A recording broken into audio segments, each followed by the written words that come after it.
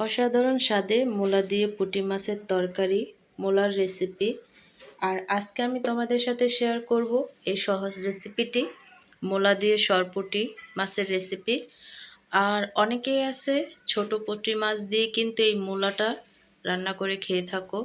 তো আজকে আমি তোমাদের সাথে শেয়ার করব সরপুঁটি মাছ দিয়ে মূলা দিয়ে রান্নার রেসিপি।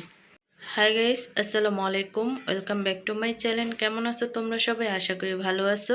আল্লাহর রহমতে আমি অনেক ভালো আছি। তো গাইস, সরপুঁটি মাছ রান্না করার জন্য ধুয়ে ফ্রেশ করে আমি কিন্তু ম্যারিনেট করে রাখছি আগে থেকেই। তারপরে কিন্তু ভাজার জন্য তেলে দিয়ে দিছি।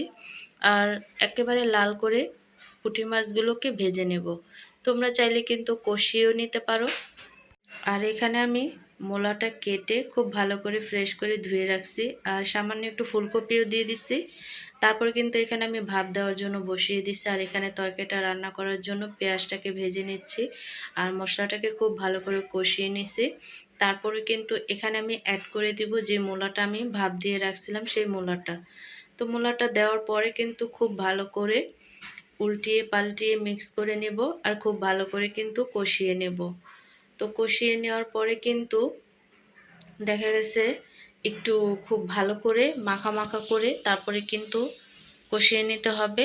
যেহেতু আমি ভাপ দিয়ে নিছি, সেই ক্ষেত্রে কিন্তু তেমন একটা পানি লাগবে না কষানোর সময়। কষানো হয়ে গেলে কিন্তু আমি এখানে অ্যাড করে দেব ঝোল হওয়ার জন্য পানিটা। তো পানিটা অ্যাড করার পরে কিন্তু এই ঝোলটা ফুটে ওঠার পরে আমি মাছগুলো দিয়ে দেব। তো দেখো, ঝোলটা কিন্তু ফুটে উঠছে। আর এখানে আমি তেমন বেশি একটা ঝোল অ্যাড করব না, যেহেতু একটু মাখা মাখা করে তারপরে আমি রান্না করব।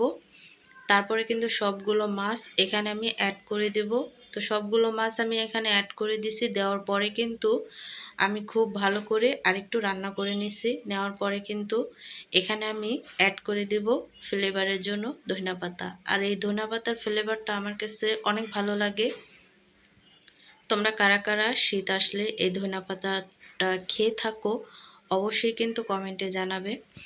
তো তারপরে কিন্তু ধনেপাতাটা দেওয়ার পরে আরেকটু রান্না করে কমপ্লিটলি আমার তরকারিটা রান্না করা হয়ে গেছে।